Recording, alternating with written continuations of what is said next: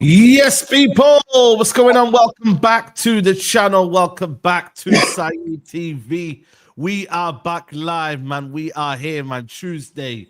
It comes around quickly, man. You know what I mean? It was feel like yesterday we were speaking, man. Yeah, I know. We were talking, doesn't it? Yeah, man. Big up to everyone locked in. Make sure you lot hit the like button. Make sure you lot subscribe to the channel if you are new. Tyrone, how you doing, man? How's your day been? Yeah, all blessed, man. Yeah, all good. Summer holidays, man. I feel a bit more recharged, a bit more energetic. Do you know what I mean? I've needed it, if I'm honest with you. So, yeah, man, I'm ready, you know, to talk ball. It comes around quick. I'll be honest with you, yeah, because I even said to my boy at work, every Monday I'm in the office. Tuesday I work from home. So every Monday, like when we say, like, what's the plans this week? I'm like, he's a United fan. He watches the show, innit? Big up, Shamir. Big up, man. And, big up, man. Yeah, big up. He always watches the show. And it's always like, yeah, tomorrow I'm on Saeed TV. Like, it's always the every Monday combo that it's like, it's here already. Do you know what I mean?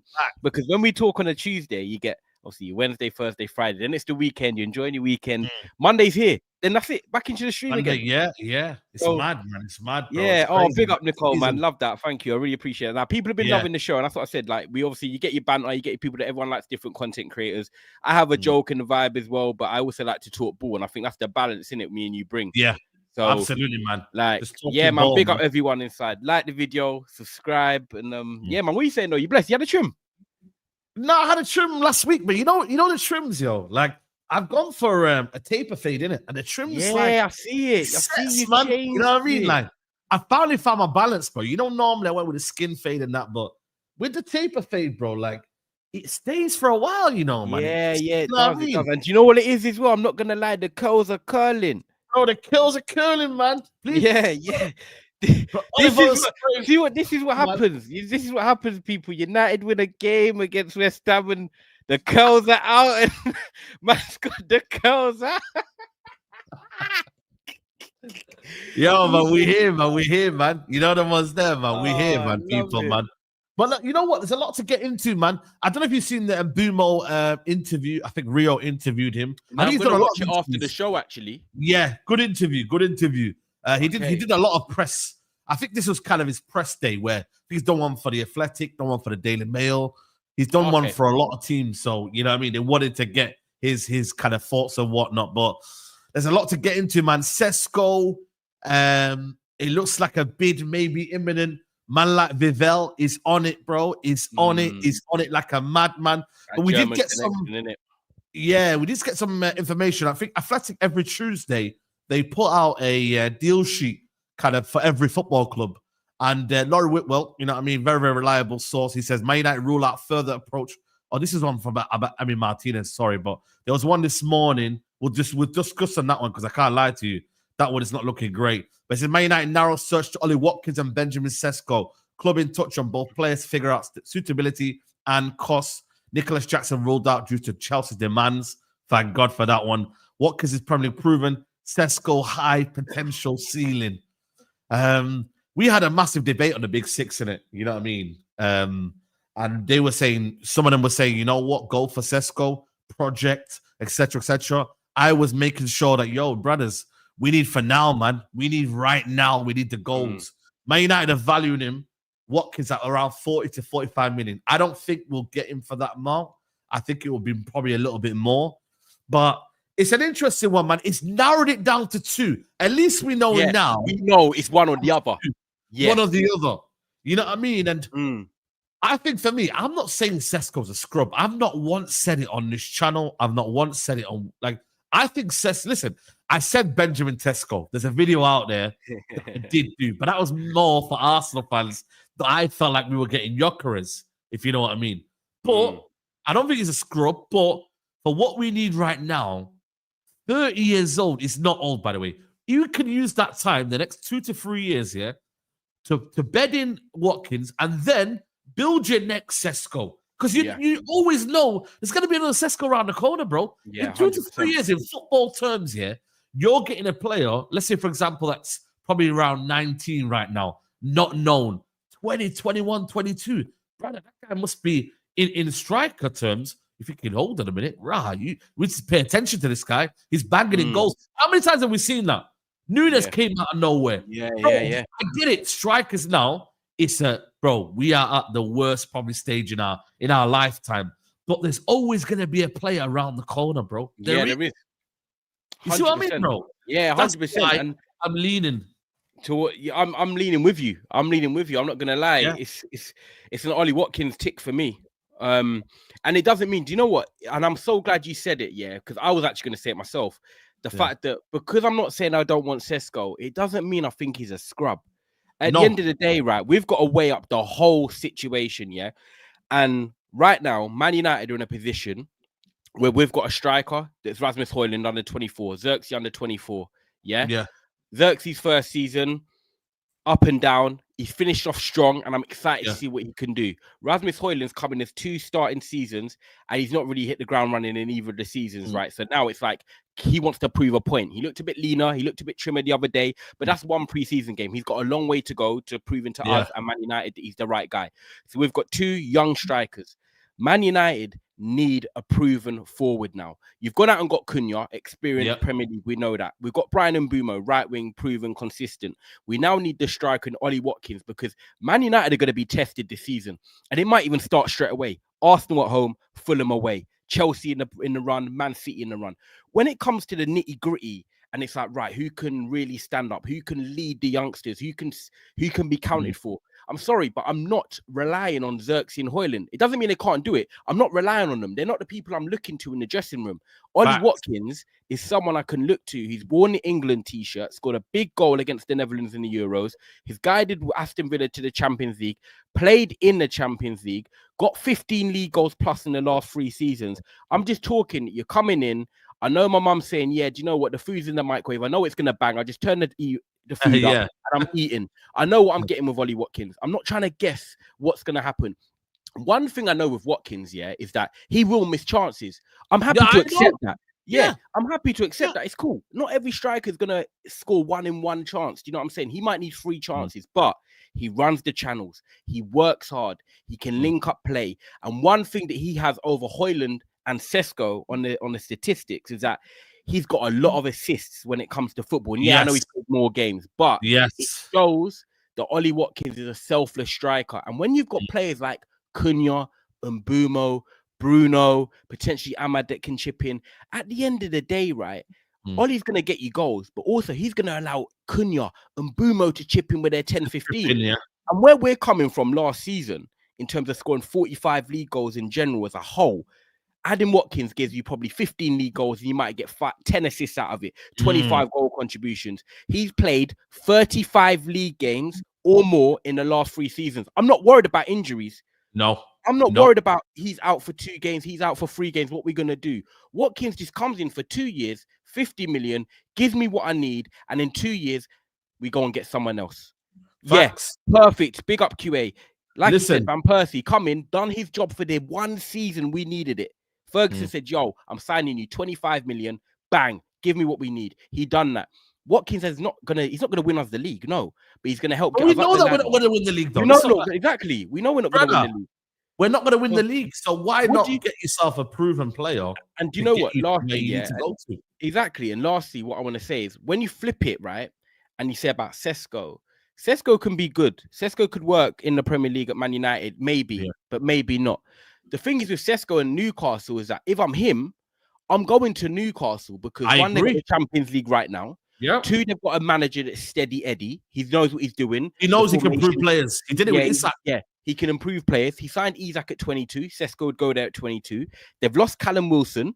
So they've got no striker. They're basically signing Sesko so Isak can go. He's guaranteed starts. And at the end of the day, look, you've got a man-machine juggernaut behind you in Tonali, Guimaraes, and Joe Linton. And you've got wingers in Elanga and Gordon. You're going to get chances. You're going to score goals. Go to a team where you're guaranteed starts. And also, let's be real, the pressure at Newcastle is down 1 notch to United. Simple as that.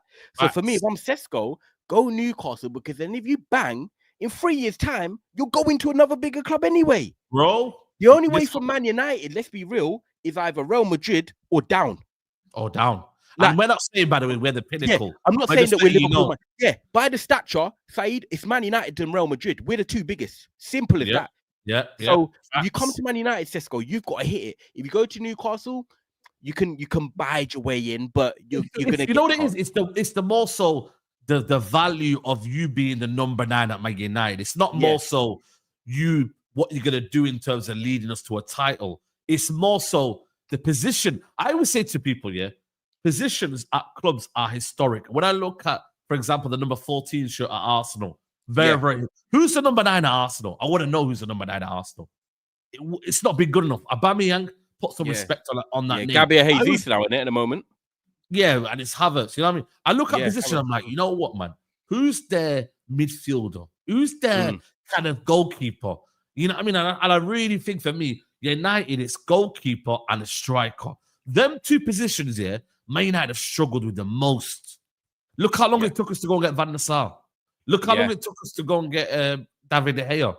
You know what I mean? Look how long it took us to now look at that. We're already now on the back foot of we need a goalkeeper now again. It's a very, very key position, bro. The midfield, everywhere else, you see them come and go. You know what I mean? It's one of them. Schneiderlins, they come and go. You know what I mean? But there's them 2 up front, the striker, you've got to have a respectable goal scorer. Yeah.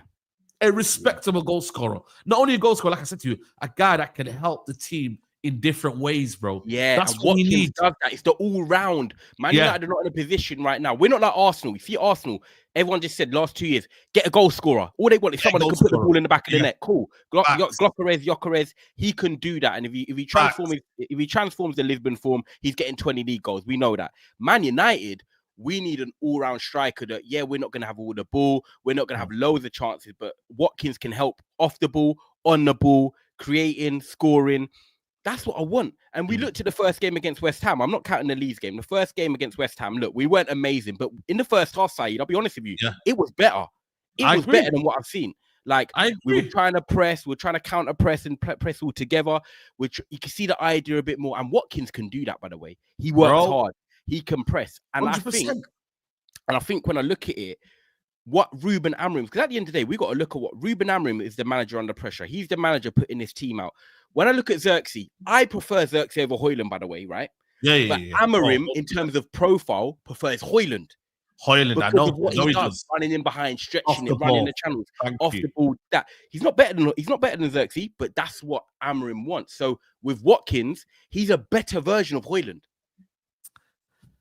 Thank you. That is exactly what it is. You can tell the manager don't rate Xerxes in that way of playing in the striker role because he's often played him and took him out there. Said he's a 10, then he said he's a 9. So it's one of them where you're getting a better upgrade on Højlund. You are. Yeah. So if you're going to do something right, just get one better.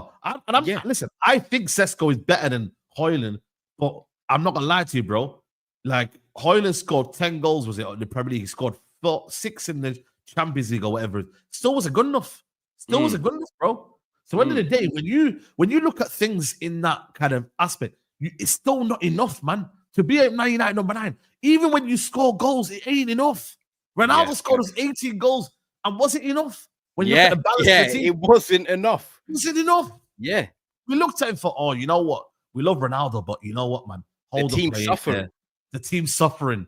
You know what I mean? We're not getting, people like it weren't good, man. It weren't gelling, man. Each other way. Individually for him, it might look a bit pretty, but the team, we were down and out. We're down and out, bro. Yeah, it felt like a boxer getting outboxed, but landing a couple haymakers every now and then to keep him in the fight. That's what Ronaldo was doing for us. Haymakers. Oh, he's in the fight still. Nah, he's not in the fight. We're done. We're done. We're finished. We got rants. We got rants in the building. That comment before there about he's a stopgap. Listen, United right now are stopgap FC. We don't need to be thinking about 5-6 years time. Can we see improvements year on year on? Yeah. Like, you know what it is, man? Like, why can't United just go and get players year in, year out? What is it like? Chelsea can do it. And we're not maybe in the same financial state as Chelsea. But why can't we go and buy players? Watkins comes this year. We go and get another striker next year. Why can't we do that? Yeah. You know we've got to wait around. And Watkins only 29. Look, let's be real. Like in today's era, he's 29. He's 30 in December. So that means next December, he's 31, which would be his second season at the club. The December after that, he'd be 32, which would be like, okay, maybe we'll let him go after that. But we're getting a 29, he's 29, 30, 31. Really, we're getting 3 years out of him being 29, 30, and 31. It's not really, it's not that old. Let's be real. Old. And if Man United have a Xerxes or Højlund or whoever it is in the next 2-3 years that improves, Watkins becomes squad depth. He's not starting every week. He's a good player you can bring off the bench. You know what you're getting. He keeps himself fit. He's not the type of guy you see on Instagram out drinking every week. He's got a family now. At the end of the day, Watkins is at that level where he knows it's kind of maybe one last contract for him, one last chance at the big level. Because the thing I was going to ask you, Saeed, and I'll answer it my side. W in the chat for Jonathan, by the way. Sorry, big up Jonathan. No, that's okay. Jonathan just gifted 5 members. If you got a membership, make sure you hail up Jonathan, man. Thank you, mate. Appreciate it. Bless up. Go ahead. W's in the chat. But I was gonna say that when you look at Ollie Watkins, right? It's his last chance to, other than Villa, to go to a big club. And people said to me, why would he drop down a level? Like, let me just say respectfully, right? Say people are saying this, why is he gonna drop down a level? And I'm like, he's not dropping down a level. He's going to Manchester United, who could easily be on par with Aston Villa, who haven't bought no one in the transfer window. They're not in the Champions League, right? Unai Emery. It could go hot and cold this season. You don't know. But the fact is, Man United are buying Cunha and Bumo. We've got Ruben Amorim trying to be backed in the window. It's his second season now. We are looking to go that way. We have to go that way. There's only one way for us. It has to go that way. And if you're Ollie Watkins at 29, and we're going to Man United, which, like I said to you, notoriously, people, is the biggest club in the country, you're thinking, I can wear this Man United shirt and be part of this team that tries getting us back into the Champions League. And let me just say this. If Ollie Watkins was really that respected at Villa, why is he not starting in the Champions League last year in the biggest games of the season? If I'm him, I'm questioning Unai Emery and my relationship. Do you really rate me? Or are you only rating me now because you haven't got Marcus Rashford or another striker here? Facts. That's what I'm saying. Whereas I'm going to go to United, they want me. I'm 29, and I'm going to be at the biggest club. Unai Emery took the piss.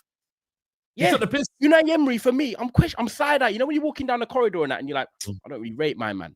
That's what I'm on now if I'm Watkins. That would make me feel like, do I consider this move to Manchester United? Because let's be real, guys. Rashford come in, who's not a number 9, and Man United fans are watching this right now, and he's not a full-fledged number 9. He can't do the link-up and the hold-up thing. Nope. But Unai Emery started him over Watkins. I'm sorry. He's a loan guy. He was on loan, Saeed. On loan. And not only that, you've never seen this guy play as a striker as well. You get what I don't know what he was thinking there. I don't know what he was thinking there, bro. But you know what it is as well? I don't know. But you know what it is? We got to remember, people, like what we think as fans is not what players think. You know that, by the way. Players still respect Man United in terms of the legacy, the club's historic value, what they are, being that number 9 as well. Like, imagine this. You're saying to Watkins, yo, you could become Man United's number 9, bro. Yeah. For him, that's a dream, bro. Are you mad? Like, listen, look back at your career when you're like 65. I was Man United striker. I was Man United striker, bro. Let's be honest, man. Like, World what Cup we year think as well. as Once fans- they come and get in that World Cup squad, come here and bang. Because Tuchel will be looking at thinking, yo, in terms of pressure, yeah, who's dealt with the pressure the most? Oh shit, I've got Ollie Watkins scoring goals for a Man United team that struggled to score goals last year, and he's gone into that team, adapted well. He's my number 9. I'm not saying he does it because I know Harry Kane's still there, but what about, you know what, thinking, how can I just make sure that we this year win the World Cup? Is it Euros or World Cup? Yeah, World Cup. Yeah, the World Cup. We this year win the World Cup because we need to finally have balance. Harry Kane, I'm sorry, I'm not wanting you to go drop deep. I'm not wanting you to do all of that stuff. You know what, Harry Kane? I'm sorry now. You're going to be 33. I think he's going to be 33, by the way, by the time he will be. Yeah, he's all right. He might. 33. Yeah. You know what I mean? But yo, listen. And again, that's mad, you know. I know, but I'm saying even that's not technically that old. He's probably thinking, I need a more mobile striker that can play around them quick, or Saka or whoever can play that ball through, because they've tried it. Tuchel's got to be thinking, you know what? I've tried this before. The nation's tried Harry Kane. Let me go down a different route now. I'm not saying it has to be Ollie Watkins only. He may go for Delap. He may say, you know what? Delap. Or even Ivan Toney's still there. Ivan Toney's still there. He might go in a different situation. You know what I'm saying to you? And listen, I know that Watkins missed chances, but you know what? We've got Cunha and Mbeumo there as well. So the load of someone missing the chances isn't going to fall down to one player. Yeah, exactly. I flip it. Like I said, he misses chances, people, but look how many assists he gets and how much he contributes to the rest of the team. And also, to miss a chance, you've got to get yourself in a position in the first place. Yeah. Do you know what I'm saying? Shows that he's doing something right. I know he's not clinical, people. We agree. Me and Saeed have said that. If people are gonna just pinpoint and say, oh, it's because if the only weakness in Watkins is, oh, he's not that clinical, I'm cool. Yeah, I'll bring you there. There was a graph that people put up on here in terms of 8-5 league. So 184 games, obviously more than the two here. 75 goals, 23, 27 minutes per goal, 203, 261. Sesko 145 assists. Look at that, 34. There you go. I told you, 30 to 40 assists. Minutes per goal, assists 140, 223, 116. Shot conversion rate. This is the one that, you know, I mean, okay, cool. He struggles a lot in. 16%, 18 for Højlund, and 23% for. But then again, you know what it is with Sesko? He's on the edge of the box as well, and he takes a lot of shots. You know, like, I don't know if you know him yet, but he's taking a lot of shots outside the box, and they might just fall to the keeper. Like, you know what I mean? Like you know, I remember Zlatan used to do that a lot, by the way. Zlatan would pick up the ball outside and drive it. Shoot. And I'm like, what are you doing, Zlatan, man? I used to get pissed off at him sometimes, bro. So he does love a rocket, and that is something that Højlund doesn't do. But Højlund in the edge of the box, he does miss a lot of chances, but he's always in the right areas for me. I always look at strikers and judge them. Are you still in the right areas, though? Yeah, you might miss some. Don't get me wrong. I know that. But are you always in the right areas? And Watkins, to be fair, is in the dangerous areas. He always is in the dangerous areas. He's running the channels and pulling defenders out and lining them up 1v1. And look, Morgan Rogers, I'm sure that if you ask Morgan Rogers, does he enjoy playing with Watkins? He would 100% say yeah, because the space he gets. And if you got to think, if that's Watkins up front for us, and look how good Morgan Rogers was last season, people. Morgan Rogers and Watkins. And actually, funny enough, right? Morgan Rogers was very good at the start of the season. The first half of the season, he dropped off. Yeah, why is that? Rashford starting up top. No Watkins, maybe. So when you think about it, Rashford come in, Rogers dropped off. Watkins banging up top at the start, Rogers getting all the space, getting that creativity. That would be Cunha and Mbeumo. And let's not forget, Mbeumo, that Watkins-Brentford connection, they've come from that same habitat. I'm telling you now, there's no way. Look, chat, I'm not even trying to gas it. I'm not trying to get giddy, right? Because it is easy to get giddy. But bro, a Watkins, Cunha, and Mbeumo front three, I'm sorry, it stinks of goals. They are scoring goals. Bro, they're causing teams problems. I don't care what people say. United's midfield, this United. Bro, there's no way you lot can say in the chat that Mbeumo, Watkins, and Cunha does not cause teams problems. It's dynamic, it's athletic, they're unselfish, they can all score goals. They're coming off the back of all of them scoring 15 plus in the league. They've got Bruno behind them, they've got Ahmad, they've got Dorgu potentially getting better and whipping in crosses. I'm not saying let's get giddy, but guys, it's an instant improvement on you got exactly. You've got to be there to acknowledge That is an absolute mad improvement Look on at the improvement. Garnacho, Hoyland, and whoever was on that right hand side. You know, it's a massive Rashford, improvement. whoever it is. Yeah. Bro, we were playing Mason Mount in the final in the left 10, bro. Yeah, bro. Man are telling me this and that, bro. There Just you go. on this side of Sesko, right? Vivell. Christian Vivell is pushing for the opportunity to sign Benjamin Sesko and driving the interest internally. It's now up to United to decide between him and Watkins. But Vivell was the one that brought him into the Red Bull model. Was it Salzburg? Was it? Salzburg. Salzburg. And Vivell is on it, bro. You know what I mean? Could Vivell be the one that be driving the bid, really and truly? And how significant is that? If United say they want to go for Watkins, but if they're feeling like Aston Villa, by the way, are not budging on their price, or they're not thinking that it's for sale. Right now, Aston Villa are telling us it's not for sale. That's for now. Because really and truly, do you think that's because Aston Villa are looking at the market thinking we ain't got a replacement? We ain't got a replacement, of course. And really and truly, they're in trouble financially. Yeah. You know what I mean? And it would be crazy for them to open up themselves to get absolute fleeced. You know what I mean? Like knowing that they're under pressure, it's better for them to say he's not for sale. You know what I mean? Yeah. But yeah, Vivell, what do you think that's an indication that, you know what, there might be a significant chance then that, you know, what United could be really adamant in putting a bid in for Sesko? I think it helps. I have to be real. I think it helps. I think he knows the league. He knows the Bundesliga. He knows the player. You've seen the photos going around already. I think the difference is that Vivell, I don't think he's a beg. I think Man United have been begs in the past. You know them, man. Yeah, we beg it. We look awkward. We embarrass ourselves. Yeah. We embarrass ourselves. I think now Vivell can say, look, this is the project. This is what we want to present to you, Sesko. Make your decision. You know me and my history. I'm going out and signing the same type of players as you because Cunha and Mbeumo, I want to improve Man United. Man United want players that believe in Man United. If Sesko's half-hearted and he's only convinced because potentially Vivell says something, then like, cool, leave it. Like, I want Sesko to want to come and believe in Man United. He wants to come and prove a point. I think with Watkins, you don't need to do too much. He's born in England. No. He knows Man United, bro. Like, if he wants to leave, he needs to come out and make the statement to Aston Villa, I want to leave. That's the difference. Sesko's going to leave. So it's up to Sesko. I feel like with Villa, Watkins needs to come out and actually say, look, I want to, like Isak has. Isak has literally come out, I want to leave Newcastle Football Club. So now you have to you're going to keep an unsettled player or you're going to sell him and take your money. Watkins, he's probably going to be too much of a Mr. Nice guy and not say nothing. So we probably won't. And also, it's last kind of big move, really, as well. Yeah, last big move. So big move. Maybe not. It's probably, yeah.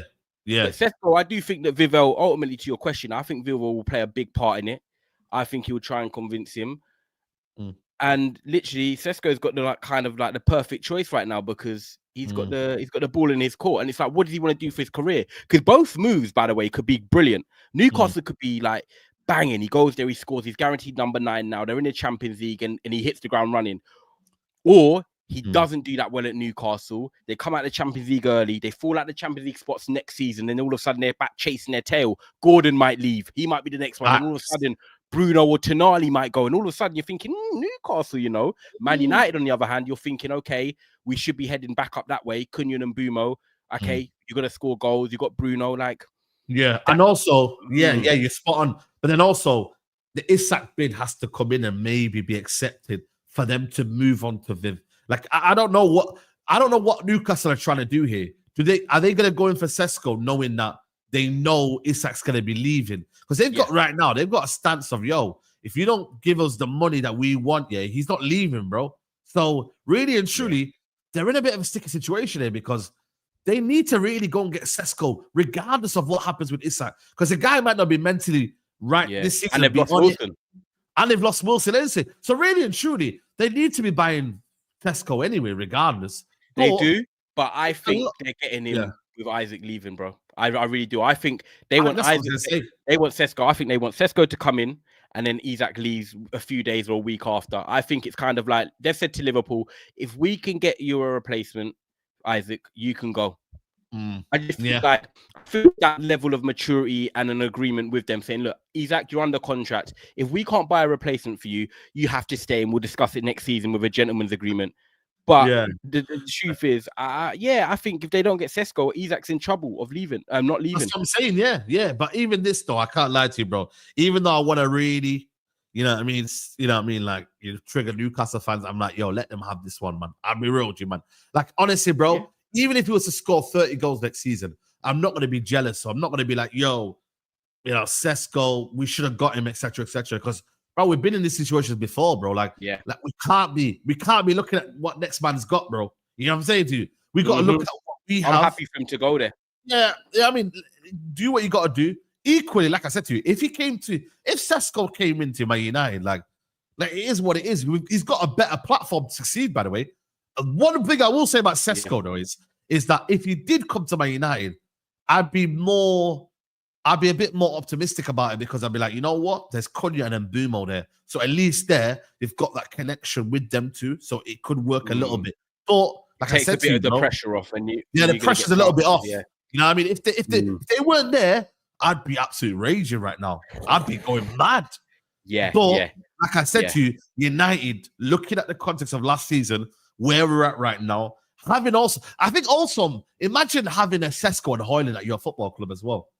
Like 2 young strikers, and then Man United and then you look at United thinking, two strikers that possibly ain't firing. You're bringing on one, the other one's not firing. And also, I'm not going to discount Xerxes. Throw him in there. You know, I'm just saying though, in terms of the players that are there, you've got 2 young strikers or 3 young strikers, and all of them are not performing to a level, and you're like, hold on a minute, what's going on here? Do you know what I mean? And that there for me is like, you can't have that, bro. You have to have a mixture, bro.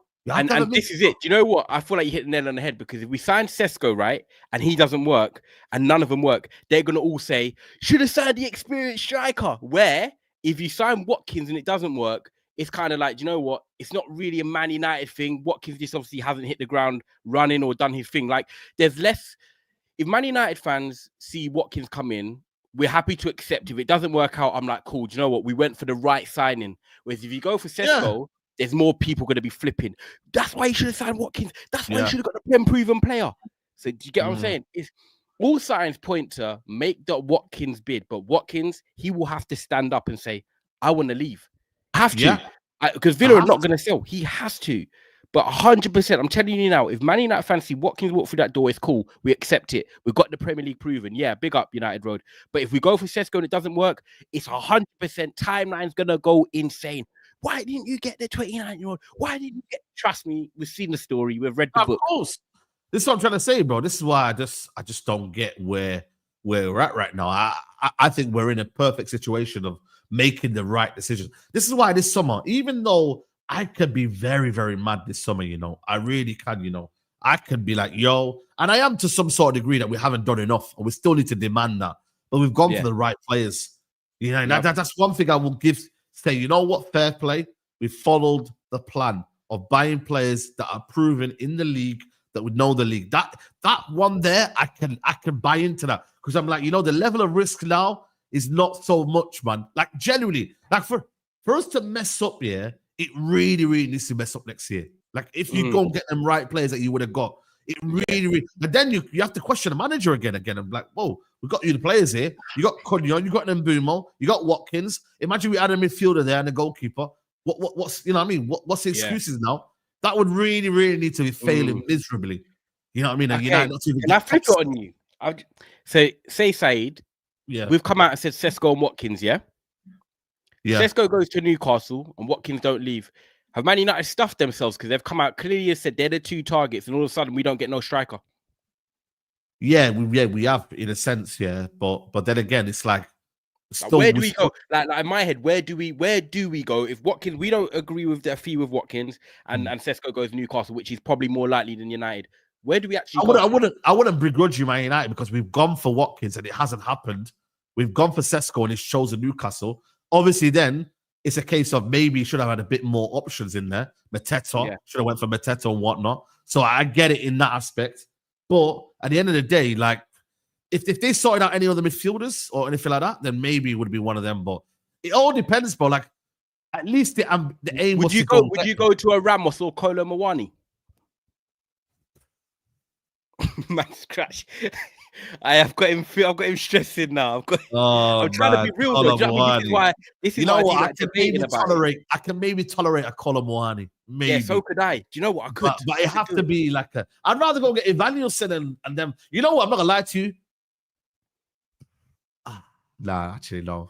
You were gonna say Jackson, innit? No. I'm not gonna go there. I'm not because I can't do it with another Chelsea player. I go Wissa. I'd spend 40 minutes with Wissa. Yeah, Wissa.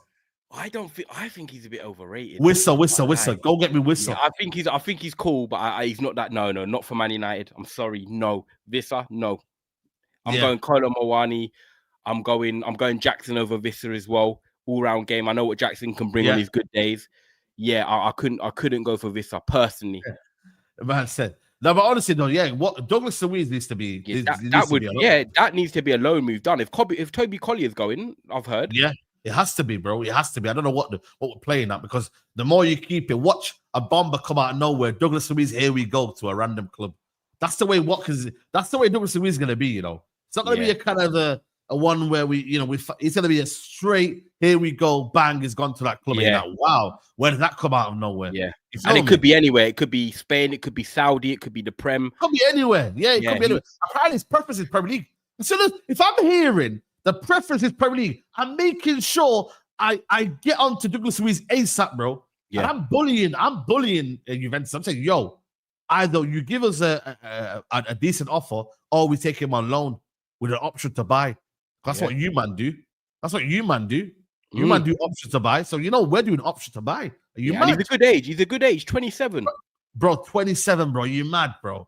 Like I said, he wasn't high on my list at the start of the summer, but you assess things. And you say, you know what? It's not a bad option. And he can play in that midfield. He can possibly play alongside Casemiro if you needed to as well. Yeah, alongside Ugarte, whoever you wanted to. Because he's a bit more tidy on the ball, isn't it? So you could go do that. But you have to make the intention right now. You feel me? Yeah. You have to make that intention. I would go out and get that deal done, especially if Collier's leaving. I just think we need a technical midfielder that's good on the ball, Premier League proven, 27. Yeah. Like, there's no risks with a loan either. There's no risk. Like, it's like, right, we've seen him. We know what he can do. And I think this formation would actually suit him. Having a back three and then having him in the two, just behind the attackers. I think that gives him the chance to sort of like roam around, pick up the ball from deep, pass through the lines, drive with it a little bit.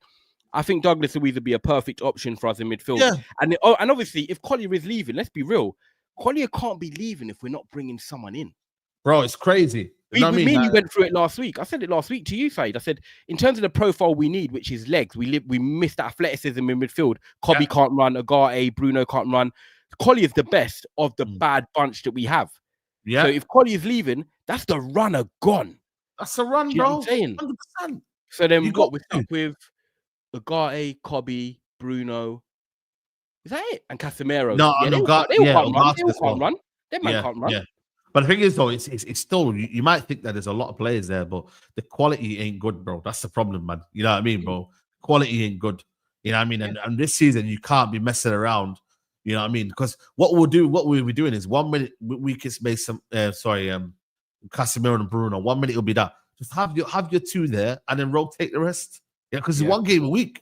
Have your two and rotate the rest. You don't really need to be doing like man, I seen Caicedo and Enzo playing most weeks, bro, last season, bro. Yeah. You know what I mean? Like, what are we doing here, man?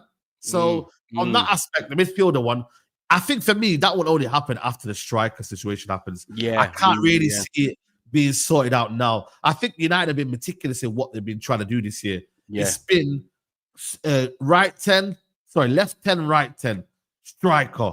Yeah. Then it's midfielder. Then it's probably going to We're going from front to back. Front to back, basically. That has been the situation for Man United. So maybe it's what they're trying to do now. And like I said to you, bro, that midfield option, I don't know what's going on. I've not seen. Today was links with Hjulmand. Is it Hjulmand? I see a few. Oh my God, what did I say to you last week? Yeah, Hjulmand. I said to you about him.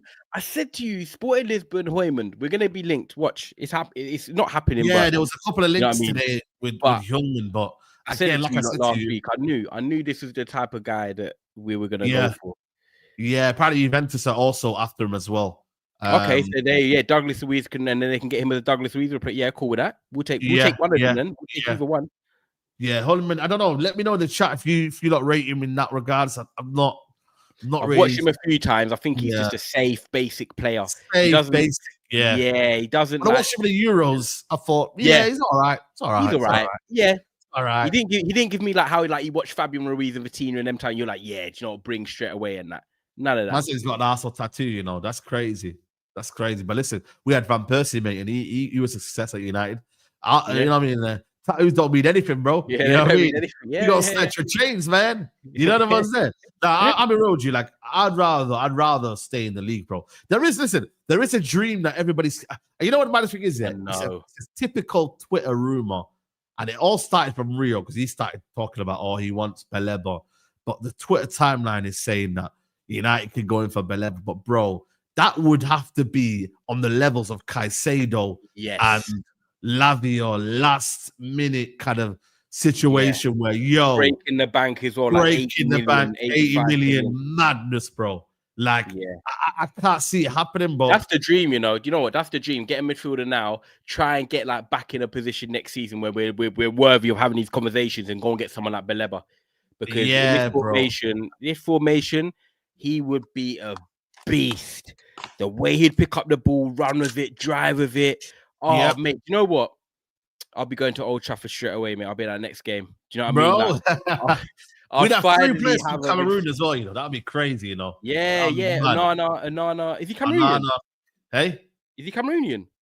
Cameroonian, yeah, him and then Bumo and then Bumo, I mean, and that helps you. That definitely helps you feel comfortable at the end of the day. So I would love Baleba. Like that's a dream, but I just know it ain't happening. But it's a dream. It's an instant dream. It's a dream. Him, I prefer Wharton over Baleba, but I ain't complaining about Baleba.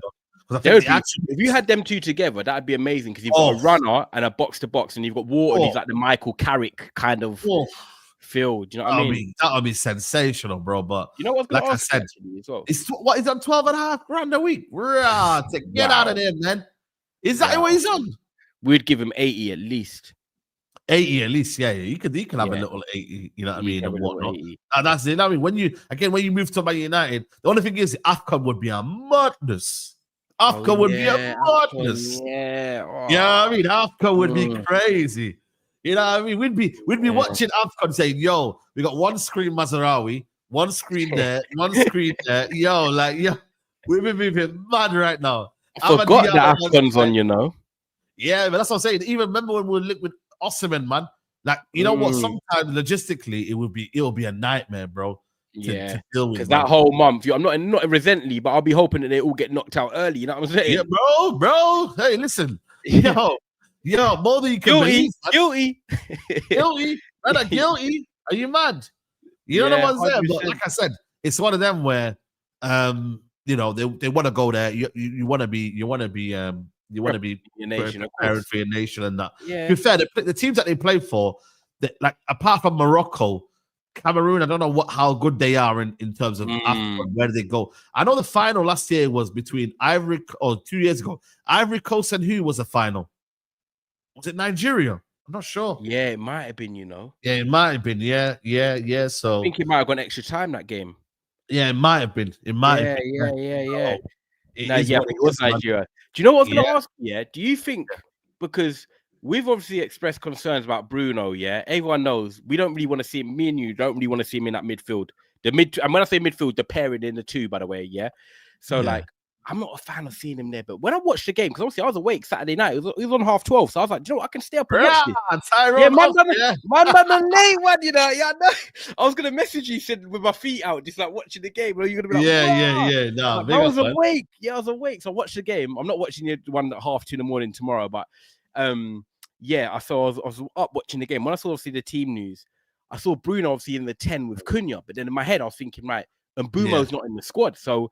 And Mbumo's naturally going to either play in the 10 or he's going to play in the striker role. So with Bruno playing there, I was like, it looked better in the first half because Bruno was more advanced where I want him. I don't love him, but I'll have him there. That's why I want him. But then I'm thinking, when Mbumo comes in, do you think automatically this means Bruno drops back into midfield? Or could you see Mbumo potentially playing as the striker and we keep Bruno 10? Big up Don, by the way. Yeah, big up Don, man. Big up Don. Brother, we need to we need to take Bruno out, man. Like, bro, I'm tired, bro.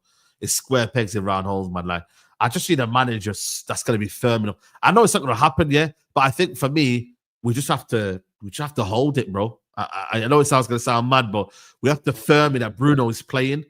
But how can we get the best out of Bruno? And I think it has to be in the 10. Hey, he can't be in midfield. This is my issue. Bruno can't play in that midfield, but the best we get out of him is in the 10. Maybe what we have to do, yeah. Maybe Bruno plays left 10, play Cunha up front if we don't get striker, play Mbeumo on the right. Maybe that happens. Or you just have to put him in midfield and play him in the 8 role and just go for it. Hope. Just hope and pray that he ain't. The thing is, right, you're not like the thing is, if he passes to Cunha and Mbeumo, the ball's gonna stick. So, like, you know, I mean, you can't do no transition football with them two. Maybe a Mbeumo, you can do that.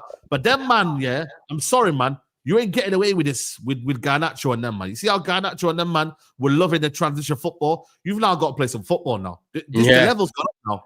The level's gone up. So and also positional sense, not running up and down and getting caught out of position and space. Yeah. I don't want to see them islands in Man United's midfield. No. So the level's gone up now. And I'm sorry, man, if there's not like a thingy there. This is where, for me, he has to do less is more for Bruno next season. Yeah. Because Cunha and Mbeumo are going to take over your job, my friend. You keep it simple. You don't have to. No, I mean, real talk, though. Cunha and Mbeumo are there to do all of that now. Yeah. And the fullbacks as well. You got to remember the wing backs. Dogu and Ahmad are basically going to be creating. This is what I mean. He's going to have to. He's basically going to be a dog that's on a stronger lead now. You got to chill. Yeah, bro. You got to chill. Just stay there. Yeah. Just stay there and just keep it ticking. Keep it ticking, though. Yeah. Just play the simple pass. What they saying it? Football simple is sometimes beautiful. Yeah, bro. Simple football, man. But the thing is, Bruno, I've seen Bruno do that, you know, sometimes. Like, remember the Anfield away? He did that. He did it at Anfield away, man. He can do it, but his brain is working. Bro, the manager called him out the other day. He said, yo, bro, he said something along the lines of like, Bruno was hesitating on the ball and he was doing things that he knows he shouldn't be doing. But he called him out. Okay. Obviously, Amrin won't drop him, will he? No. He knows. My thing is, it's like, yo, if Bruno could just, and this is very, very difficult, discipline, stay there, do your job. Now, the thing is, beforehand, I understand maybe why he's got this feeling of, I want to be the hero, because Garnacho can't create. Rashford isn't really necessarily a creator like that. And then you've got Højlund. So maybe he's thinking to himself, there's a lot of burden on me to do stuff. Yeah, the pressure. Whereas now, Cunha and Mbeumo, they aid that because they're going to chip in. That, man. Watkins, potentially, if he does come, aids that. You're right. It maybe allows Bruno to say, do you know what? It's not just all me. It's not all me. And we might then see a better Bruno because he knows he's got players like that in front of him that are going to put the ball in the back of the net. Yeah, so that's what I hope the manager stresses that. Yeah, look at it. He says it here. Look. Look at this. This is what I'm trying to say, bro. Yeah, so I'm saying the lead comes off in the park. Yeah, he thinks he's in the park and he wants to get let off the lead. Yeah. That's what I'm saying. Man think we got an agenda, you know. No. I think we got an agenda. We want Bruno to cook. We want Bruno to be sick. I want every Man United player to be amazing. Why wouldn't I? But if they're not, you've got to be able to criticize. Yeah, bro, 100%, bro. So my thing is like, yo, simplify your game. And that's why I've always said Bruno is a net negative for this team. He may get you the stats, he may get you the goals, but in the process of it, United are scattergun. They're very, very rash. Their approach is all wrong. The way you get them stats, bro, is to the detriment of your team. I've seen it, bro. Man won't criticize his goals and assists. It's there to be seen. But United, you've seen it in the final. He went and tried to do a Hollywood ball, got dispossessed. They went and scored. Yeah. You see what I mean? Yeah, so he's 100%. Getting his goal. He's trying to do things at the cost of Man United. Yeah. And I'm like, yo, stop that. Yeah. Do you know what it is? Do you know what he said? Rants, that is mad rants. I swear down, I was about to see Rance's comment, right? That's what I was just saying about 2 minutes ago. You know what I said about Bruno off the ball and the space? Yeah. In a two-man midfield, that's why I'm so worried, because it's even worse. I feel like he vacates space. You need to be dependent and relying on your partner with you, and he can't leave a guy just there. Whereas when you're playing in a 10, right, because you've got a back three and then you've got a midfield four behind you, effectively, if you give up space or you lose out somewhere, you're all right. You still got 8 man behind you. Whereas Bruno, when he's off the ball and he's trying to chase it round or he's trying to work with his partner, if he loses the ball or he gives away a lot of space in that midfield, we're struggling. And that's why I feel like when the other day, look, shout out Kobe, because at the end of the day, right, we all know that Kobe is going to be in one of his biggest seasons at Man United. He's so young, but yet it's such a big season for him because 1, I didn't think the formation suited him. 2, I don't think he's that dynamic to play in a 2-man midfield, so he needs to get leaner. And 3, he needs to prove to Ruben Amorim that I can start games because we've got 1 game a week in a World Cup year. But Kobe started alongside Ugarte in midfield in that first half the other day, and I thought, do you know what? They looked like 2 midfielders that at least know what they're doing in the middle of the park. They're not trying to force playing centre mid. Bruno is what I think he would try and do. Bruno will try and force that he can play centre mid, and sometimes it will look all right, sometimes it's going to look off key. Whereas Ugarte and Kobe, I was like, do you know what? I've just got 2 midfielders there that at least know their roles. And I need Kobe to come back slim. I need him to come back mobile because technically, I have no questions about Kobe. Yeah. I just have questions about his energy and up and down, and can he do it for at least a good 60, 70 minutes and get the best out of him, sub him off. If he could do that, Kobe starts for me all day over Bruno in that midfield. 100%, bro. Listen, on the ball, this is what I'm saying. Like, we don't worry about Kobe. It's the way our team is set up. If we're all over the place and we're seeing that our team is doing a lot of running off the ball without no ball at all, like what are we gonna do then? That doesn't suit his game, bro. It doesn't. It doesn't suit his game, bro. And that you is think Kobe's gonna have a big season after like Amorim come out and said, I've got big plans. Yeah, bro. And the thing is, I hope it's just not words, and I hope there is actual plans. But it is going to be competitive, and I think Kobe will know that it's going to be competitive. But when he gets his chance, he's got to play. But as a team, though, as a collective, we need to be having a lot of the ball. We can't be a fully transitional team, bro. We cannot be next season. We've got to be able to build up from the back, controlled, precise, like very, very, like, bro, with 1 game a week, the level of training we should see, sorry, man, we should see direct patterns forming on the football pitch. I have to agree. With my manager, I have to agree. Ruben, I need to rock up and see some form of patterns. You are training every day. Yes. Every day. Thank you. You moaned about it last year saying, we can't train. It's just rest, recovery. Yeah. You know what I'm saying? You've got a lot of time to recover. You've got a lot of time to train. Now, between now and November, we need to see something. Bro, listen, we need to be building points. But the main thing is for me is that performances, the results will come. Like, if I can see performances, if we lose a game, I can be like, you know what? Fair enough. Yeah. We lost that game, but we saw something that can make me believe that the next game we're going to put things right. That's what I want to be seeing. I want to come out of the game thinking, you know what? I see things that I liked, and I can see where this team's going. Last season, we were losing and still not seeing anything right. Yeah. You know what I mean, bro? And that was the problem. The only games where I felt like United showed a bit of cojones and a bit of fight here was against the bigger teams, against Liverpool away, Arsenal away, Arsenal at home. I thought, you know what, big Man City as well, even. I'm not going to lie to you. Yeah. We should have beat them that game. Yeah. So there's games where I looked at and thought, you know what, man, fair play. You know what I mean? With Etihad, he beat him as Etihad as well. I feel like them kind of games, you're like, you know what, show me something. But that's not where you get judged on. I'm sorry, man. Next season, it's going to be against the smaller teams because you've shown that you can do that against a bigger team. Now, can you do it against the teams around you or below you? Can you dominate now? Yeah. Can you dominate? Can you show an emphasis? It's the games at home, like last year, like the amount of games we lost at home or drew to the bottom half of the table that, like, look, Saeed, when we've grown up, Ferguson, that's 3-0 at half time. We're enjoying it. Teletext, Gillette on Saturday, whatever it is. But now, Man United, every time we play, no disrespect to these clubs, the Palaces, the Fulhams, the Brentfords, the Bournemouths, the Brightons. I know Brighton have done us a few times, but teams that you should, Southamptons even. We were 2-0 down to Southampton. We come back and won 3-2. Yeah, bro, I'm a Diallo show, man. Yeah, I'm a Diallo. Last 15 minutes, bro. I'm pressing the ball into the net. This could not happen. And that game, bro. I swear down, bro. I reckon he would have got sacked, if we lost that game, I really think he would have been sacked, bro. That could not happen. A nightmare, man. I can't. Even Rangers as well, when deep it. The Rangers game was crazy as well. The Rangers, Bruno saved us in the end. Yeah, like, it was. There's so many games last year that should be just not even 4-0, just routine 2-0 wins. Just give me a 2-0 and dip yard.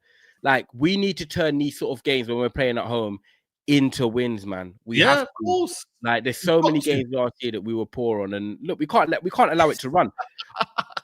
All right, that's crazy, you know. Man's got to actually from pressing, you know. Man just took the game into his own hands, you know.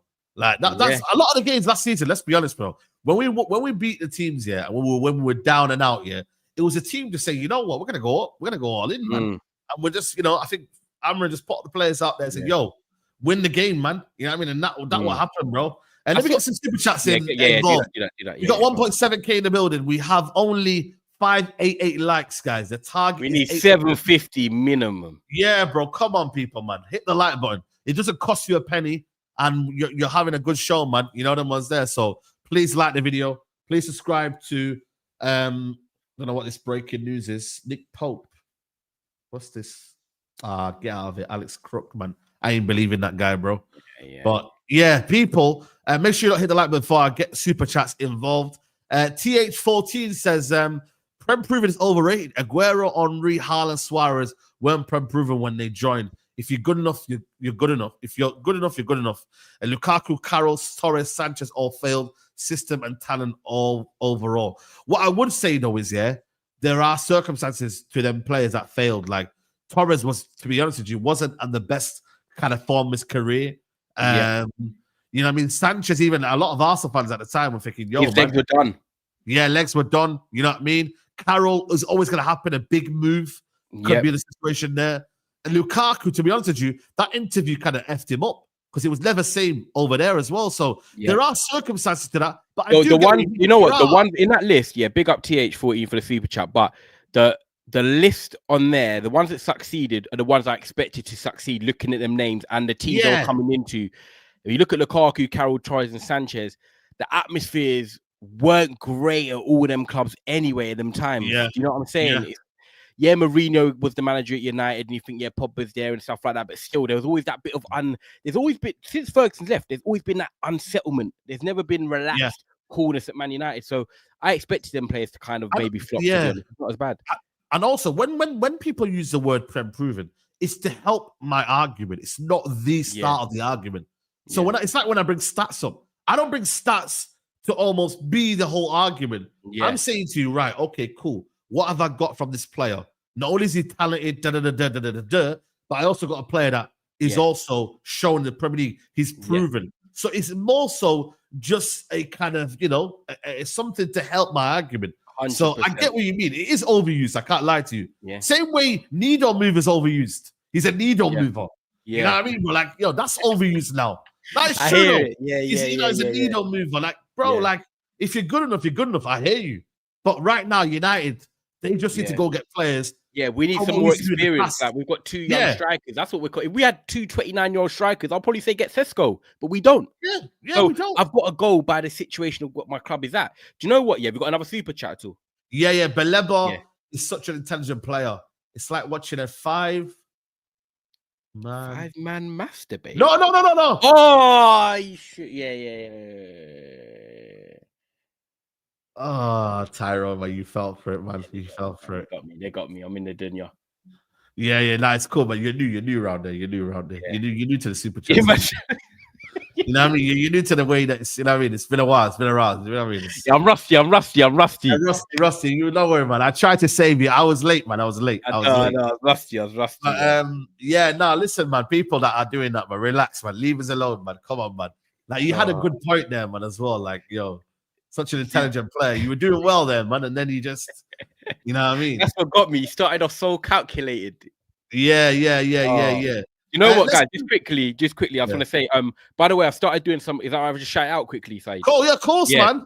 I started doing not live content. I started doing video content every day, people, on different clubs across the top 6. So I know Saeed's put my channel in the description. So if you guys, and it's pinned as well in the comments as well. Pinned in the comments. I appreciate it, man. Just chuck me a subscribe. We're on the way to 4K. So I do appreciate it. Big up everyone in the chat. I know you're loving the show. So thank you. Do you know what? I got a question for you. Yeah, just while it's in my head, I don't forget. I saw Lies. Big up Lies. I saw Lies. Yeah, big up Lies, man. Talking about managers, right? Yeah. And it was like the top 5 managers in Europe under pressure going into the season. Yeah. And he had Xabi Alonso third. Oh, yes. Arteta second, and Amorim first. I And wanted to Amrin. see I wanted to see what your thoughts were on that. You know what? I think I would have maybe put Arteta first. Okay. Because I feel like for me, you're spending 800 million. What is the pressure for Amarin to do when really and truly should have been sacked last season? So I would have put Arteta ahead of Amarin because right now, no one's looking at Amarin thinking, yo, you need to do this. Even though us as fan base are saying that he's a dead man walking. Do you get me? He's like almost a guy that, for me, had his time and he's almost like it's enough. Whereas with Arteta, he's got his striker now. Yeah. He's spent a lot of money. It's Finished now the year of breaking time. the cycle. Yeah. He has to break the cycle now of finishing first. Whereas with Arteta, with Amrin, no one's telling him to get top 5. But I hear where it's coming from in terms of Amrin now. Because of the season we had, he has to improve. I think, like, I probably agree with you. Because of the season we had, we have to improve. If Amarim shows a considerable amount of improvement, and I'm talking getting us into the top 6, right? I think people will be like, cool, we're seeing something. Because next year he can challenge for top 4. Because he can do that and the gap to doing that's probably not that big, I think Amarim could be all right. But with Arteta, it's either second or first. Like, you can't go... If you're either going 3rd or 4th, which is regression in some people's eyes, because you've not finished where you have, or you win the league. And a lot of people have said from last year that, you know, some of them wanted him to go. Some people are saying now if he doesn't win the league or the Champions League, he has to go. So it's a hard one. That's why I wanted to ask you and see what the chat said, because I thought Amarim and Arteta were 1 and 2. And Who was was like, 3rd, by the way? Who was 3rd? Alonso at Real Madrid. Alonso, bro. He's after the Club World Cup, the pressure's already gone up. And he's taking Rodrigo out and he doesn't want to rate him. He doesn't rate him, etc., etc. And he's changed the system as well. Yeah, I agree. He's under immense pressure over there. Yeah, I think for me, Amrin, listen, my expectation is not going to be you should be getting top 5 because I would be crazy for me to be saying, yo, you ain't been good enough. You shouldn't be the manager, etc., etc. I think for me, he has to. For me, it's more so, not only is it getting the top 6, but it's have a style of play. Yeah, it's more the football. Let's see what you're about. We need to see what you're about. And if we don't see that in the first couple of months, then there's a right for people to be like, yo, he's got to go now. We're chilling around about 7th or 8th yet, but we're still not seeing a clear plan of what we're trying to do. And we're already 10, 12 points behind top 4, top 5, already at an early stage. It's peak, bro. It's peak, bro. I swear down, bro. But for me, it's got to be top 6, but there's layers to what I need. I need to see a clear... The top 4 is done. Like we know Arsenal, City, Liverpool, Chelsea, they're ahead. They're done. ahead, bro. Right? Yeah. Then you got obviously Sesko goes to Newcastle. You have got Newcastle above us. And then after that, I'll probably say, would you say Tottenham are slightly above us right now? I would say Tottenham was above Newcastle right now. I'm being honest with you.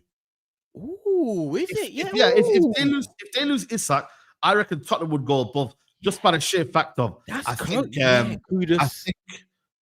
what's my man called? What's his name? Daniel Levy? No, the Thomas Frank.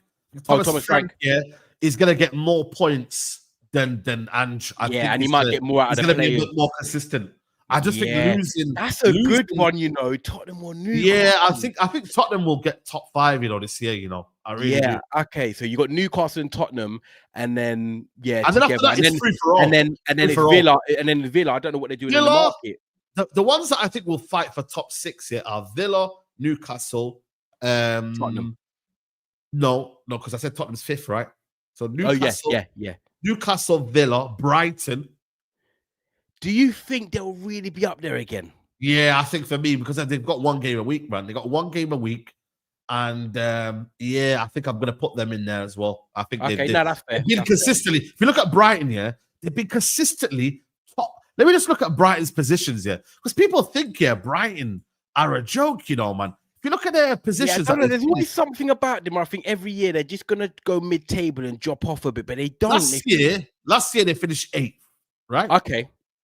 Year before that, they finished 11th. Okay, that was 1 year. I think they messed up with Shotino. Let me look at the other seasons as well. I don't know why now. Why have they done this, man? They've not even let you show the seasons. What's the 22-23? Let's look at the table there.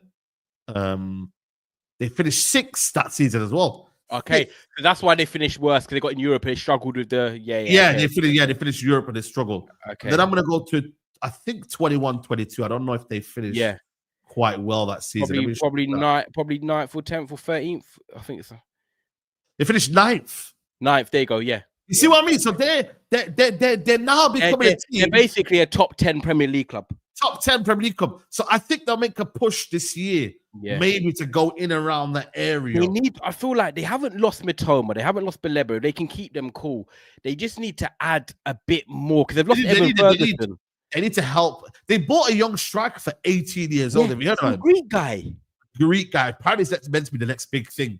That is a lot of, bro. He's gonna have to come in there. But Danny Welbeck would be the main guy. You know what? Welbeck's a very good person to guide. Welbeck's my guy, man. Long side's finest, man. If you know, you know. Yeah. Welbeck seems like a proper blessed guy, man. Yeah, blessed guy, bro. Big up Welbeck every time, bro. But yeah, because I'm saying so they might strengthen someone else in there. You never know. But they've got for me with their squad, they get goals from Minte, they get goals from Welbeck, Mitoma. They can get goals from midfield as well, which Rutter can play the false nine. Rutter. Yeah. Yeah, he can play false nine as well. They've lost Evan Ferguson and Yao Pedro. They signed a Greek player. Yeah, they need one more. I think they need one more. They need one more. Because then Dingra's gone Sunderland as well.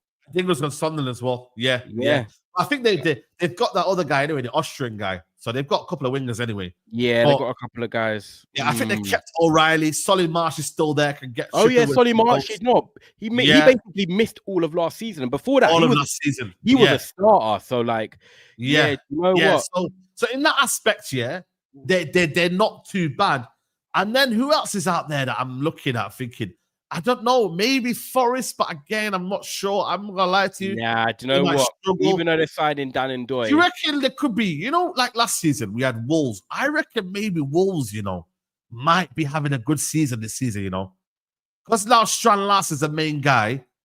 They might have the potential. The manager knows the season one more year. They might potentially start off well this season.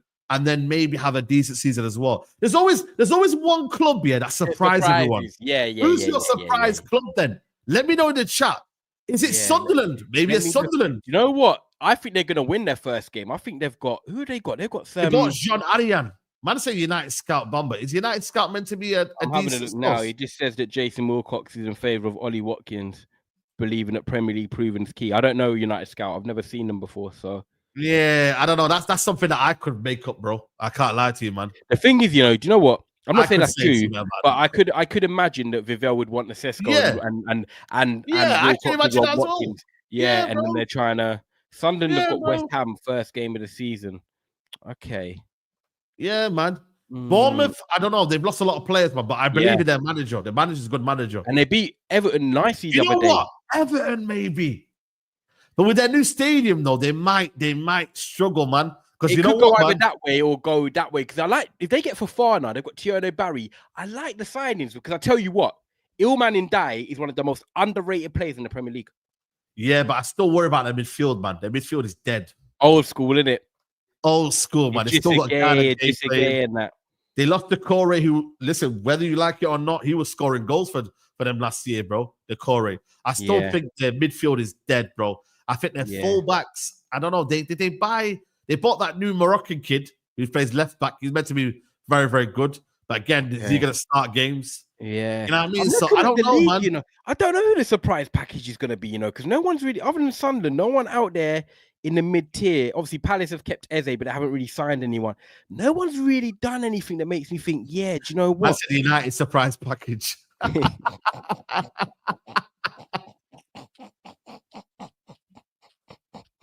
But you know what, though? If you deep it, though, from 15th to 6 or 7, you know what I mean? They might say it's a surprise package, yo. You know what I mean, bro? I swear down, bro. With one game a week. Maybe we need to look at ourselves as being a surprise package. That's funny. You know what I mean? Fulham haven't done enough as well. Fulham have not done enough. Yeah, Fulham haven't done enough. They've still got Raul Jimenez. Fulham are dry, man. How are you, man, dealing with Bruce Nelson, bro? And he's still ticking over like that. I'm sorry, Are they getting Dewsbury Hall? Was it them as well? Yeah, Dewsbury Hall, yeah. He's a decent little player, to be fair. I'm telling you now, maybe a lot of clubs are just looking at how they start the season and then saying to themselves, right, we're in trouble. We need none players. of the middle teams have really gone out there and done much. None of them, bro. I'm telling you now, bro. If you look at the middle teams here, none of them. Like, if I think someone had the spending on Sky Sports, right? And bro, a lot of them they're just floating around doing really, really nothing, bro.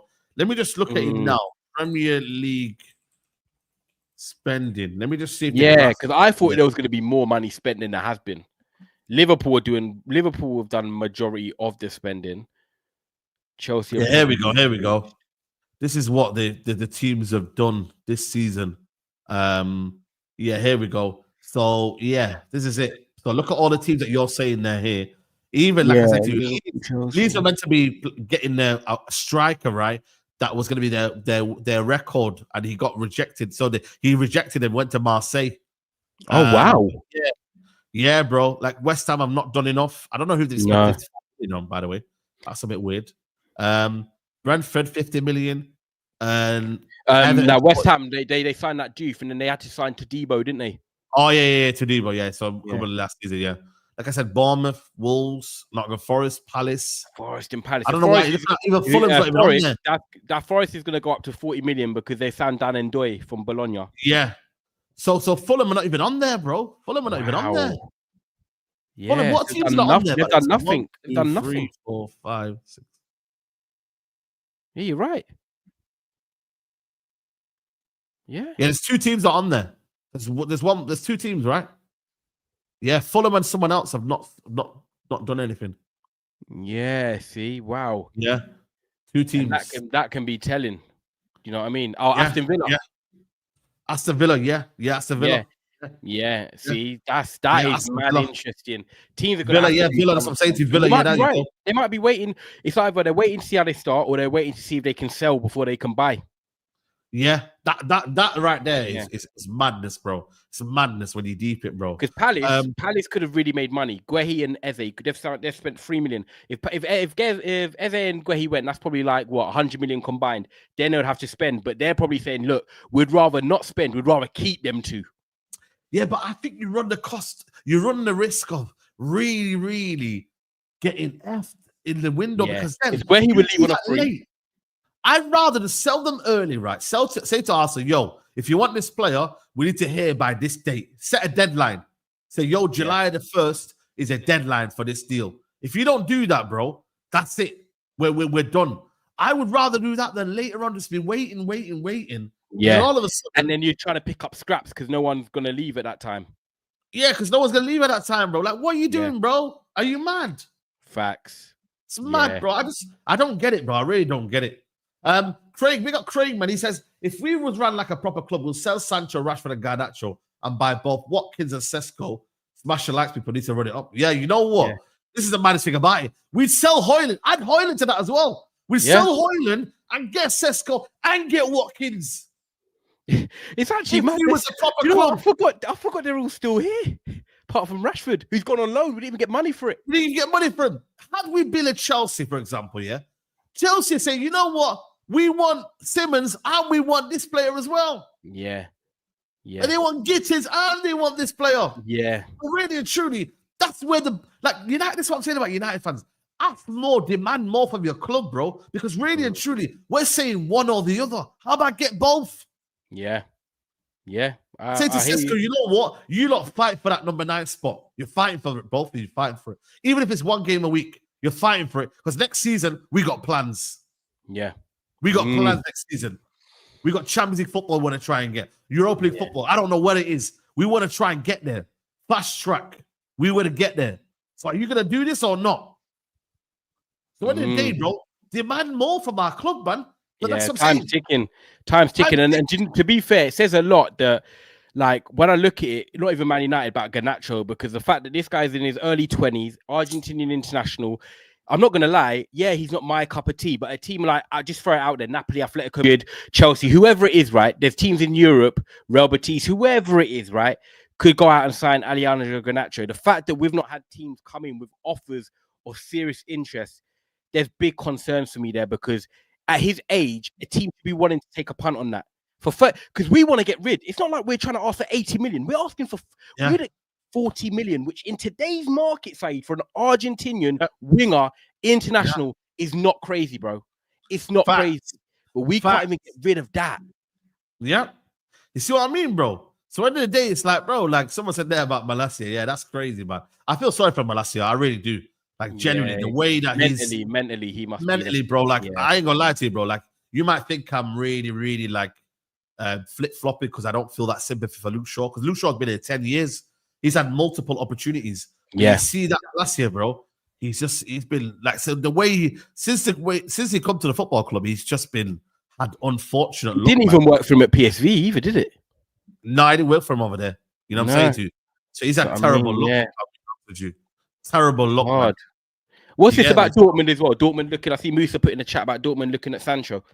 I still don't know if that's real or not, man. I have not seen any credible news, bro. That one's going to be a late window. I ain't going to lie to you. The Sancho one, it's going to be a late window kind of time. And it might be a loan again. I can see it being a loan again. It's going to be a loan, yeah, bro. And that suits him as well, Sancho. Because then when he comes back, I think has he got like an option for a further year?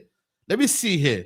Sancho signs for Man United. Let me see if he's got an option of a further year.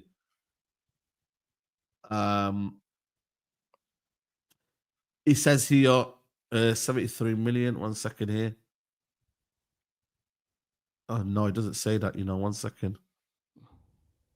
No, I don't know if it's got a further year. Let me know in the chat. It says here Man United. Let me check the Man United page because they normally tell you. Oh, yeah, there you go. 2026 with an option of a further year. There you go. Oh, really? Yeah, man. So it makes sense for him to get another loan. Wait, you say 2026? 2026, yeah. So only next year? What? You're right. Yeah, 2026 next year, isn't it? Yeah, 2026 next year, yeah. Already, his contract's nearly done. Already contract done, bro. Life is quick, bro. Yeah, man. And then he's got a year. He's got a year option if he needs to. Oh my word! So it's better for him to take that option. It's better for him to go out alone. We're gonna have to trigger a year just to get some money. Yeah, to get some money. Yeah. 100%. It works on both sides. We need to sell this summer. No loan. Yeah, but what I'm saying to you is it makes sense for him because then he could be on 250 for another year. And say, you know what? Maybe that manager might like me and might have a good year, and then boom, his stocks are up again. So I ain't gonna lie to you. Like people might say, why should he leave? If I'm him, I'm staying. I'm getting a loan, bro. Brother, listen. I know football's about your career, and I really want him to get his own career. But reality is that I'm also thinking, man's on a lot of money, and he's thinking, yo, man, this is one career, bro. I'm on 250. Yeah. And what's he now? What is he probably 25 now? 25, he's 25. Still young though. I know it's for a winger, it might be a bit older, but it's still young for a midfielder. Just to quickly round up the show, man. United rule out approach for Emi Martinez, reject loan offer unless there's a major change. No sign Andre Alana leaving, so club commitment to big fee and wages for Onana. Club cannot commit to big fee and wages, so looks like we're not getting Martinez. Donnarumma's around, but again, is he likely to come to Man United, or is he going to fight for a spot? You know what I mean? A PSG with Chevalier. Yeah, that really surprised me because that come out really when the United game was on the Saturday night. Chevalier going to PSG. Obviously, Donnarumma's not going to sit there, nor is Chevalier going to battle it out for number one spot. One of them want the spot. So with Donnarumma, I'm like, where are United? City obviously looking at getting James Trafford, so that rules them out. Yeah. So like, where else? It depends on the fee, man. If you can get Donnarumma, like, I'm looking at Donnarumma and I'm thinking, like, where is there? Like Mike Mannion's, if Mike Mannion had left AC Milan, maybe he could have gone back there, maybe. But yeah, maybe. I don't know where it is. Barcelona have got Ter Stegen for at least one more year, so yeah. I don't know, like, what's going to happen with Donnarumma. I'll definitely take him. Look, I think the big thing with me for Donnarumma is that.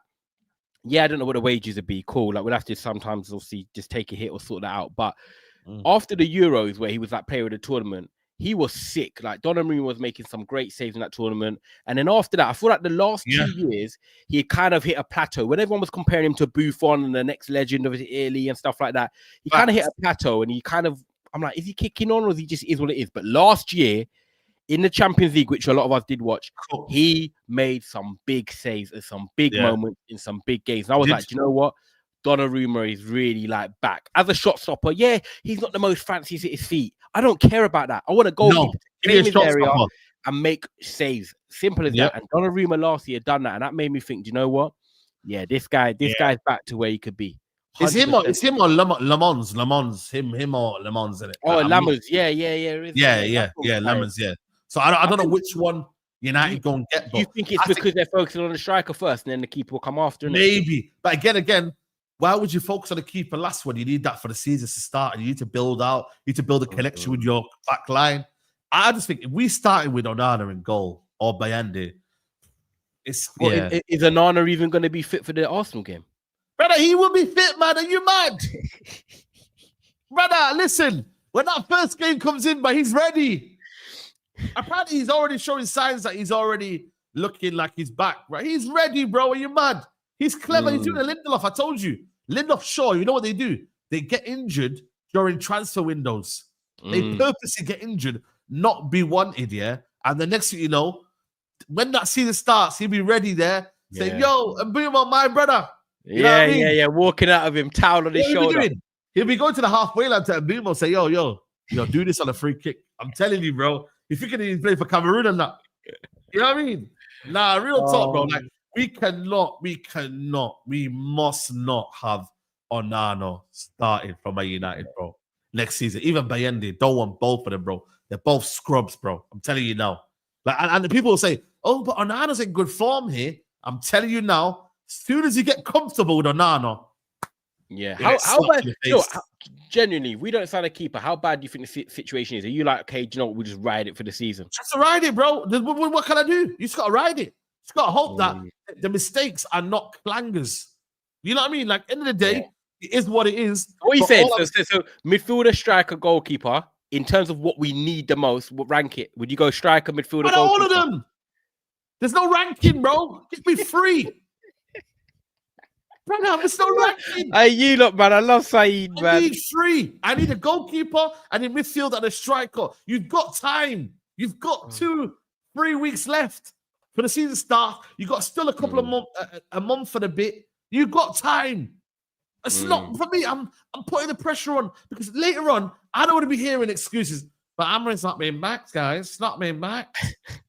It's not been backed. And the pundits, Gary Neville, I'm sorry, man. I'm not seeing Gary Neville sit there on Sky Sports say, well, hold on a minute. If you don't back the manager, then it's not that. Brother, nah, That's man. That's quite a good impression, actually. I like that. Bro, you know what I mean? But I just want him to say, yo, listen, brother.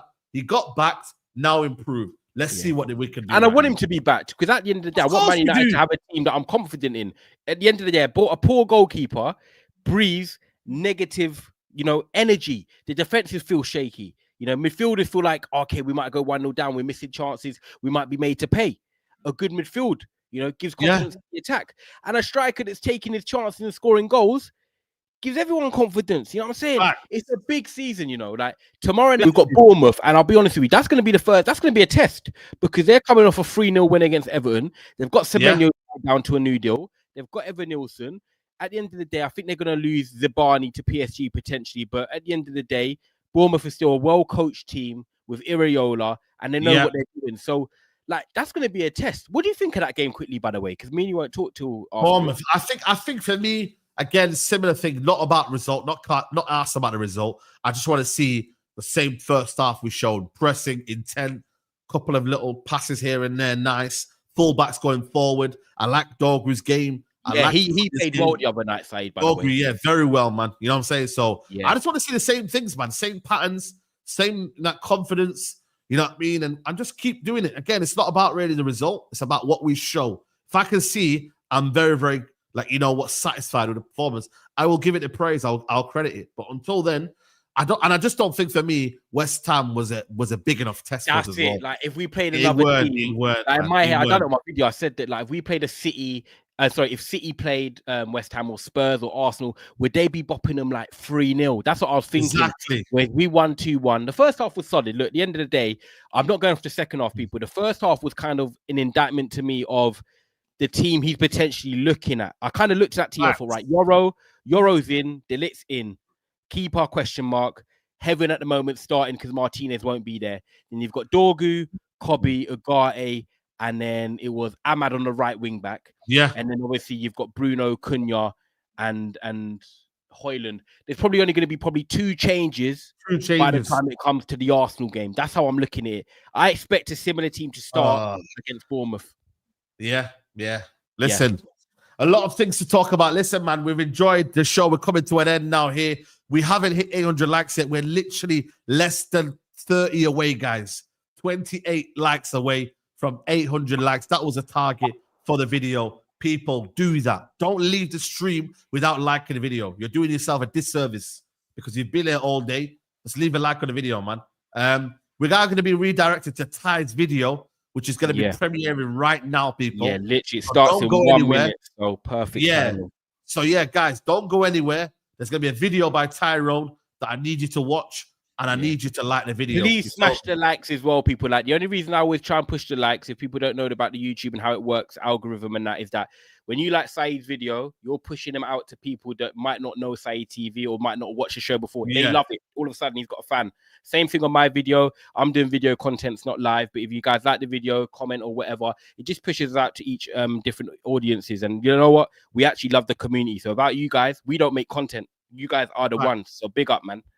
Facts, man. Big up to the community, man. I'll be back tomorrow morning, people, unless any bombers come in, which, listen, we don't know it. You know, one of them was where you're just chilling and then you know what I mean? You're in some next situation and then boom, bomber comes out. And I'm, listen, Gris Khan has put something in the group chat and, you know what I mean? So maybe some things are happening, man. You know, the ones there. I don't want to name them, but yeah, I'll be back tomorrow with the transfer show. But obviously, Mandem talk tomorrow as well. And then, yeah, man, we're gearing up to that game on Wednesday night. I'll be live, watch along, 2:30 in the morning. It's going to be a big one, man. But listen, people, head over to Tyrone right now. Hit the like button on the way in. United, Sesko, Watkins. Let us know in the comments.